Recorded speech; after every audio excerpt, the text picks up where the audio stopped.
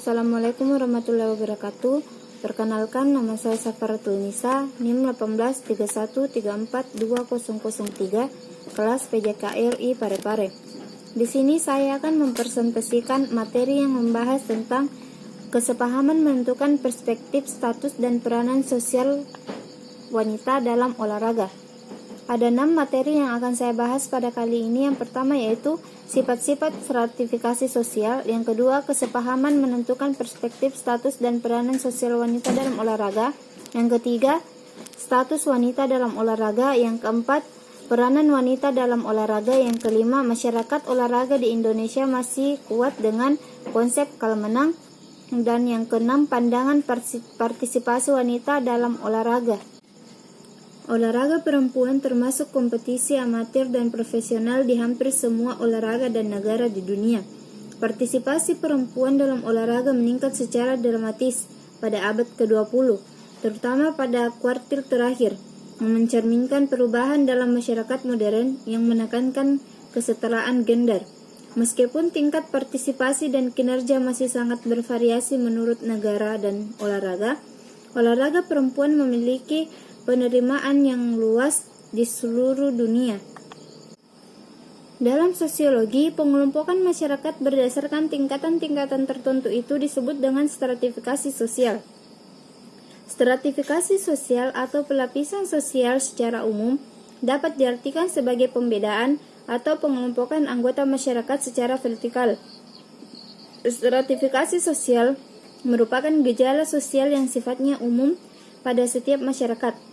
Bahkan pada zaman Yunani kuno, Aristoteles 384-322 SM telah menyatakan bahwa di dalam tiap-tiap negara selalu terdapat 3 unsur, yaitu mereka yang kaya sekali, mereka yang melarat, dan mereka yang berada di tengah-tengahnya. Setelah kamu memahami pengertian stratifikasi sosial secara umum, kini cobalah untuk menyimak pendapat beberapa ahli tentang stratifikasi sosial. Sifat-sifat stratifikasi sosial. Dilihat dari sifatnya, kita mengenal 2 sistem stratifikasi sosial, yaitu sistem stratifikasi sosial tertutup dan sistem stratifikasi sosial terbuka. A. Stratifikasi sosial tertutup. Sistem stratifikasi sosial tertutup ini membatasi atau tidak memberi kemungkinan seseorang untuk pindah dari suatu lapisan ke lapisan sosial yang lainnya, baik ke atas maupun ke bawah. Dalam sistem ini, satu-satunya jalan untuk masuk menjadi anggota dari suatu strata tertentu dalam masyarakat adalah dengan kriteria kelahiran. Salah satu contoh sistem stratifikasi sosial tertutup adalah sistem kasta pada masyarakat Bali. Di Bali, seseorang yang sudah menempati kasta tertentu sangat sulit, bahkan tidak bisa pindah ke kasta yang lain. Seorang anggota kasta teratas sangat sulit untuk pindah ke kasta yang ada di bawahnya, kecuali ada pelanggaran berat yang dilakukan oleh anggota tersebut. B. Stratifikasi sosial terbuka. Sistem stratifikasi sosial terbuka ini memberi kemungkinan kepada seseorang untuk pindah dari lapisan satu ke lapisan yang lainnya, baik ke atas maupun ke bawah, sesuai dengan kecakapan, perjuangan, maupun usaha lainnya. Atau bagi mereka yang tidak beruntung akan jatuh dari lapisan atas ke lapisan di bawahnya. Pada sistem ini justru akan memberikan rangsangan yang lebih besar kepada setiap anggota masyarakat untuk dijadikan landasan pembangunan dari sistem yang tertutup. Kesepahaman menentukan perspektif, status, dan peranan sosial wanita dalam olahraga. Olahraga merupakan aktivitas sosial sama halnya dengan aktivitas lain dalam proses sosial yang menyebabkan terjadinya interaksi antara satu individu dengan individu yang lainnya serta dengan lingkungan di mana individu berada.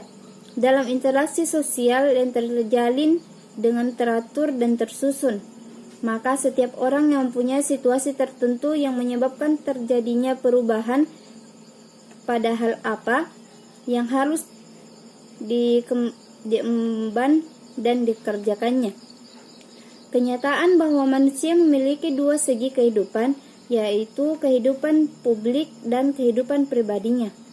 Dalam kehidupan masyarakat atau publik, manusia belajar menerima dan menyesuaikan diri dengan nilai dan keadaan yang sebenarnya, yang mungkin tidak diinginkannya.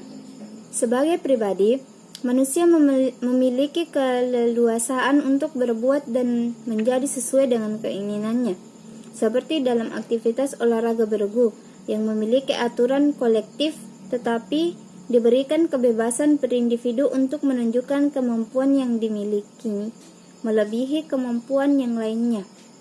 Dalam kasus olahraga pun, interaksi yang terjadi di antara partisipannya melahirkan tingkatan-tingkatan tertentu atau stratifikasi sosial sebagai sistem lapisan masyarakat, bukan hanya pada jenis aktivitasnya, melainkan pelaku yang terlibat di dalamnya. Misalnya, ada istilah olahraga elit, olahraga masyarakat, olahraga amatir dan profesional, olahraga khusus untuk pria dan olahraga khusus wanita, dan lain sebagainya. Wanita yang aktif berolahraga berarti dia terlibat secara intens dalam pola interaksi tertentu di masyarakat. Dari sinilah masyarakatnya akan memandang dan akan memberikan penilaian hingga akhirnya memberikan status kepadanya. Status sebagai kedudukan seseorang di masyarakat, yang artinya adalah tempat seseorang secara umum dalam masyarakat sehubungan dengan orang-orang lain dalam arti lingkungan pergaulannya, prestisenya dan hak serta kewajibannya. Sukanto 1990, dan merupakan kedudukan objektif yang memberi hak dan kewajiban kepada orang yang menempati kedudukan tadi. Susanto 1985. Faktor yang menentukan para wanita yang berolahraga dalam masyarakat adalah jaringan interaksinya. Seberapa luas dia mampu membentuk pola interaksi dengan yang lainnya, dan seberapa dalam interaksi serta komunikasi yang mampu dia lakukan dengan yang lainnya. Salah satu alat ukur untuk ini adalah frekuensi keterlibatannya pada aktivitas olahraga dan prestasi yang telah dicetaknya. Dengan itu pula masyarakat akan memberikan status padanya. Status wanita dalam olahraga. Tidak ada satupun wanita terlahir yang secara otomatis mendapat status sebagai olahragawan atau atlet. Status partisipan olahraga hanya diperoleh melalui tindakan yang ditunjukkan dengan perbuatannya pada aktivitas olahraga. Hal ini yang membedakan dengan status bangsawan, raden atau roro, yang secara otomatis dimiliki ketika seseorang dilahirkan. Dapat dikatakan bahwa status atlet yang dimiliki wanita merupakan akibat status, yaitu kedudukan yang dicapai oleh seseorang dengan usaha-usaha yang disengaja. Kedudukan ini tidak diperoleh atas dasar kelahiran. Askrip status, akibat status bersifat terbuka bagi siapa saja, tergantung dari kemampuan masing-masing dalam mengejar serta mencapai tujuan-tujuannya. Dari konsep ini, stratifikasi sosial akan terjadi. Semua wanita memiliki kesempatan sama untuk memperoleh status tertentu di masyarakat, tetapi karena kemampuan dan pengalaman yang berbeda berdampak pada lahirnya tingkatan-tingkatan status yang akan diperoleh wanita dalam partisipasinya di olahraga. Bagaimanapun juga, setiap wanita berolahraga menginginkan prestise dan derajat sosial dalam kehidupan di masyarakatnya, bukan sebagai pengakuan atas keberadaannya oleh anggota kelompok, melainkan sebagai salah satu tuntutan kebutuhan untuk harga diri dan atau self-esteem. Teori kebutuhan menurut Maslow. Peningkatan status sosial wanita berolahraga memaksakannya untuk terus memobilisasi setiap tindakan. Mobilitas sebagai salah satu peningkatan status sosial menurut Ralph H. Turner memiliki dua bentuk, yaitu A. Contest mobility, mobilitas sosial berdasarkan persaingan pribadi. Sponsored mobility, mobilitas sosial berdasarkan dukungan. Dengan mencermati bentuk mobilitas, maka pemberian status sosial wanita kepada wanita berolahraga hendaknya mampu diberikan sesuai porsi proses yang telah dilakukannya. Hal ini mungkin berdampak kepada proses menghilangkan perbedaan pemberian penghargaan di antara atlet pria dan wanita yang sama-sama menjadi juara di kelompoknya. Misalnya, sejumlah hadiah yang masih dibedakan diberikan antara kelompok putra dengan putri. Meski mungkin pertimbangannya adalah ketika pertandingan putra sering melahirkan tindakan yang lebih akrobatik, atraktif, skill tinggi jika dibandingkan dengan kelompok putri. Terlebih jika didramatisir oleh yang secara jumlah memang kaum pria di kalangan pers lebih banyak, yang tentu saja akan selalu memberikan dukungan lebih pada sesamanya, yang bertampak pada semakin banyaknya jumlah penonton dan secara otomatis pemasukan keuntungan dari penjualan karcis pun lebih besar. Terlepas dari itu, status wanita berolahraga memang masih menempati porsi lebih rendah dari kaum pria. Anekdotnya bisa dikatakan karena wanita kalah start semenjak zaman Yunani dan Romawi sebagai perintis olahraga modern. Wanita belum memperoleh kesempatan yang luas dibandingkan pria. Bahkan dilarangnya berpartisipasi meski sebenarnya telah memiliki kemampuan yang sama dengan pria. Dari beberapa mitolog Artemis dan Athena. Peranan wanita dalam olahraga. Peranan atau role merupakan dinamika dari status atau penggunaan dari hak dan kewajiban. Susanto 1985. Aspek dinamis kedudukan atau status Sekanto 1990, sehingga apabila wanita melaksanakan hak dan kewajibannya sesuai dengan kedudukannya, maka dia menjalankan suatu peranan.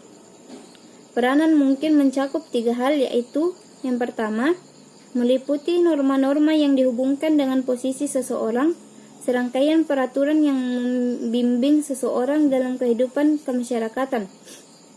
2.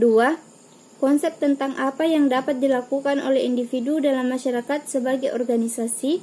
3. Perilaku individu yang sangat penting bagi struktur sosial masyarakat. Peranan dengan status keduanya tidak dapat dipisah-pisahkan, karena yang satu tergantung kepada yang lain dan sebaliknya. Tidak ada peranan tanpa kedudukan atau kedudukan tanpa peranan. Maka sudah selayaknya seorang wanita partisipan olahraga yang telah berbuat sesuai norma di masyarakat, berperilaku di masyarakat sebagai organisasi resmi, dan tidaknya olahraga adalah sebuah organisasi dan merupakan struktur sosial masyarakat, mendapat peranan sosial dari kedudukannya sebagai wanita yang berolahraga. Hanya saja sering dilupakan bahwa dalam interaksi sosial yang paling penting adalah melaksanakan peranan. Tidak jarang terjadi bahwa kedudukan lebih diutamakan sehingga terjadi hubungan-hubungan timpang yang tidak seharusnya terjadi. Contoh dalam dunia olahraga, peranan manajer yang melebihi kekuasaan pelatih dalam menentukan siapa atlet yang harus bertanding, peranan atlet profesional yang tidak mencerminkan jati dirinya sebagai olahragawan yang menjunjung sportivitas, fair play, sehingga lebih cenderung mementingkan bahwa suatu pihak hanya mempunyai hak saja, sedang pihak lainnya hanyalah mempunyai kewajiban belaka. Dalam dunia olahraga, ketimpangan ini menyebabkan terjadinya ketidakmerataan kesempatan. Wanita hanya dijadikan sebagai faktor pendukung yang keberadaannya bukan prioritas, bukan yang utama. Misalnya dalam beberapa kasus olahraga profesional, wanita hanya sebagai objek pelengkap seperti umbrella girls di automotive sports atau pemandu sorak dalam beberapa olahraga permainan, hingga status dan peranannya bukan sebagai bintang, tidak pula sebagai pemain utama. Ketimpangan-ketimpangan yang lebih luas terjadi pada masyarakat partisipan aktivitas tertentu, termasuk aktivitas olahraga, akibat ketidaksesuaian harapan.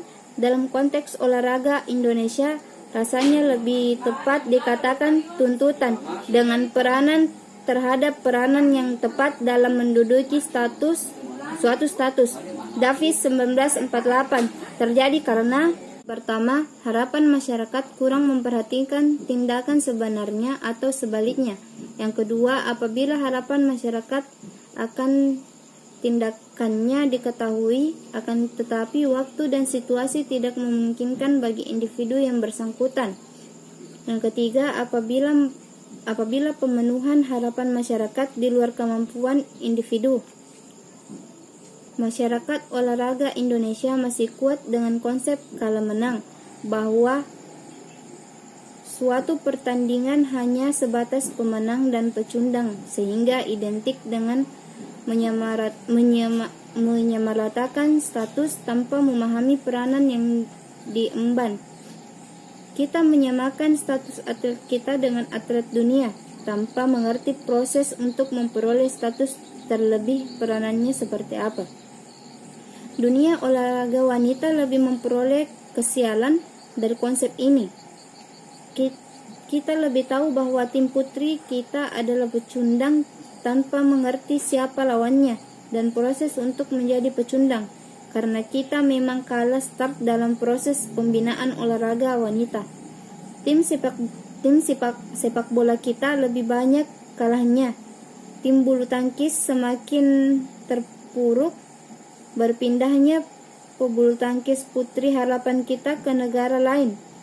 Ketidakmampuan induk olahraga dalam proses regenerasi atlet wanita.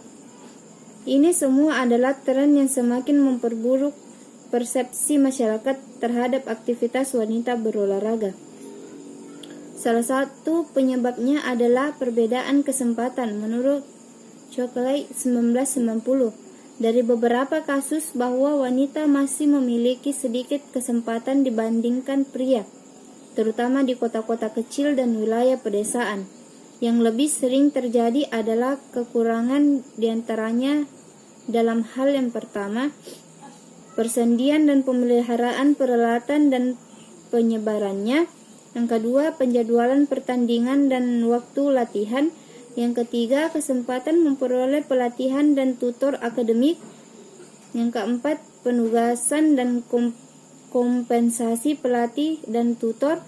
Yang kelima, ketersediaan obat-obatan dan pelayanan latihan serta fasilitas. Yang keenam, publisitas bagi secara individu, tim, dan event. Harusnya Indonesia memiliki keuntungan dalam hal kesempatan wanita berolahraga, karena negara ini dipimpin oleh seorang perempuan juga, yang secara karakter psikis lebih menonjolkan perasaan. Wanita pun berkeinginan sama untuk mendapat penghargaan selayaknya pria. Hanya proses ke arah itu tidak berkesempatan sama dengan yang dimiliki pria, karena terkait kebijakan yang dihasilkan adalah kesepakatan dominasi pria yang duduk di lembaga legislatif dan eksekutif. Seandainya presiden negara ini berprioritas pada peningkatan sumber daya perempuan, bukan sebatas retorika, dengan tegas memberikan askrip status dan akibat status sebagai individu yang berhak mendapatkan diberikan kesempatan dan penghargaan yang sama dengan lawan jenisnya. Dengan pertimbangan perspektif sosiologis sebagai acuan dalam membicarakan kedudukan dan peran atlet di masyarakat seperti yang dikemukakan Dr. Vasiliki Avgerinov dari Swiss dalam makalahnya Kedudukan dan Peran Atlet di Masyarakat, yaitu yang pertama, keberadaan atlet di masyarakat serta pribadi atlet sebagai individu dipandang sebagai bagian dari pola-pola sosial dan perasaan-perasaan mereka didasari oleh peraturan-peraturan yang berlaku. Yang kedua, individu yang hidup dalam suatu peranata sosial dan lingkungan masyarakat akan terlibat kegiatan dan tindakan di dalam kehidupan sehari-harinya. Yang ketiga, sebagai individu yang rasional, seseorang mampu mengevaluasi tindakannya secara intelektual. Hal inilah yang setidaknya memberikan kontribusi bagi pemikiran agar status dan peranan wanita dalam olahraga memperoleh porsi yang lebih luas lagi, menyerupai kesempatan yang diperoleh pria. Wanita tidak lagi berada di belakang dalam startnya untuk memperoleh status dan peranan sosial di masyarakat dibandingkan kaum pria. Faktor pendukung ke hal itu adalah kesadaran seluruh masyarakat bahwa bagaimanapun juga suatu keberhasilan yang meningkatkan status bangsa di dunia internasional adalah buah kerjasama antara pria dengan wanita. Andai saja bangsa ini adalah negara yang menghormati sejarah serta terus mengenangnya, kita diingatkan pada prestasi tertinggi yang diperoleh duta-duta bangsa dalam Olimpiade 1996 saat pertama kalinya lagu kebangsaan Indonesia Raya berkumandang adalah buah kerja keras seorang wanita bernama Susi Susianti. Wanitalah sebenarnya yang menjadi perintis bagi KONI untuk terus mencanangkan upaya mendulang medali pada olimpiade berikutnya. Hanya saja kita adalah masyarakat hedonis yang bersuka cita sesaat tanpa mampu mengambil makna dari setiap peristiwa yang mampu menorehkan prestasi spektakuler yang pada akhirnya kita tetap lupa atau mungkin mengabaikan akan kemasyhuran atlet wanita yang berhasil mencetak prestasi melebihi kaum pria, sehingga status dan peranan wanita dalam olahraga masih terus berada di belakang kaum pria. Shockley 1990 mengungkapkan pula bahwa masih adanya mitos yang keliru dan masih dipegang oleh masyarakatnya, terutama terjadi pada negara-negara yang tingkat pendidikan dan informasi medik masih rendah. Yang pertama, keikutsertaan yang berat dalam olahraga mungkin terjadi penyebab utama masalah kemampuan menghasilkan keturunan. Yang kedua, aktivitas pada beberapa event olahraga dapat merusak organ reproduksi atau payudara wanita. Yang ketiga, wanita memiliki struktur tulang yang lebih rapuh dibandingkan pria sehingga lebih mudah mengalami cedera. Keempat, keterlibatan intens dalam olahraga menyebabkan masalah pada menstruasi. Yang kelima, keterlibatan dalam olahraga membawa ke arah perkembangan yang kurang menarik, menonjolkan otot. Alasan-alasan inilah yang memperburuk persepsi masyarakat terhadap keterlibatan wanita dalam olahraga yang secara langsung berpengaruh pada pemberian status dan peranan sosial wanita dalam kehidupannya secara khusus di bidang olahraga dan umumnya di kehidupan keseharian di masyarakat di mana pola-pola interaksi sosial berlaku di lingkungannya. Terlepas dari itu semua, bagaimanapun juga semakin banyak wanita yang menyukai kegiatan fisik dengan tingkat penampilannya yang terus meningkat walaupun terdapat masalah kesehatan khusus yang berhubungan dengan fungsi reproduksinya yang unik, tetapi manfaatnya bagi kesehatan dan pergaulan sosial jauh melebihi pengaruh-pengaruh merugikan yang terjadi selama ini. Giri Wijoyo 2003. Masyarakat olahraga Indonesia masih kuat dengan konsep kalah menang, bahwa suatu pertandingan hanya sebatas pemenang dan pecundang, sehingga identik dengan menyamaratakan status tanpa memahami peranan yang diemban. Kita menyamakan status atlet kita dengan atlet dunia tanpa mengerti proses untuk memperoleh status terlebih peranannya seperti apa. Dunia olahraga wanita lebih memperoleh kesialan dari konsep ini.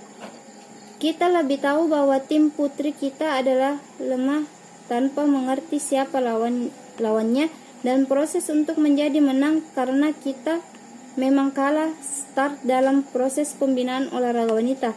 Tim sepak bola kita lebih banyak kalahnya, tim bulu tangkis semakin terpuruk, berpindahnya pebulu tangkis putri harapan kita ke negara lain, ketidakmampuan induk olahraga dalam memproses regenerasi atlet wanita.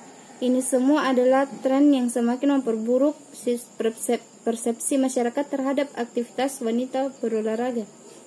Bahwa bagaimanapun juga suatu keberhasilan yang meningkatkan status bangsa di dunia internasional adalah buah kerja sama antara pria dengan wanita. Andai saja bangsa ini adalah negara yang menghormati sejarah serta terus mengenangnya, kita diingatkan pada prestasi tertinggi yang diperoleh duta-duta bangsa dalam Olimpiade 1996 saat pertama kalinya lagu kebangsaan Indonesia Raya berkumandang adalah buah kerja keras dari seorang wanita yang bernama Susi Susianti.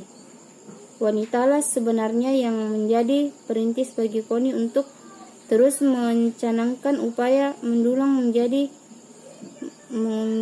medali pada olimpiade berikutnya.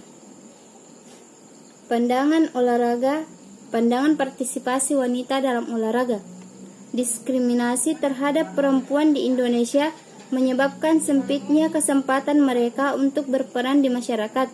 Di lain pihak, pemerintah Indonesia telah menunjukkan komitmen bersama masyarakat internasional untuk mengatasi aneka diskriminasi tersebut dengan ikut serta meratifikasi konvensi penghapusan semua bentuk diskriminasi terhadap perempuan atau CEDAW, the Convention on the Elimination of All Forms of Discrimination Against Women, pada tahun 1975 di markas besar PBB.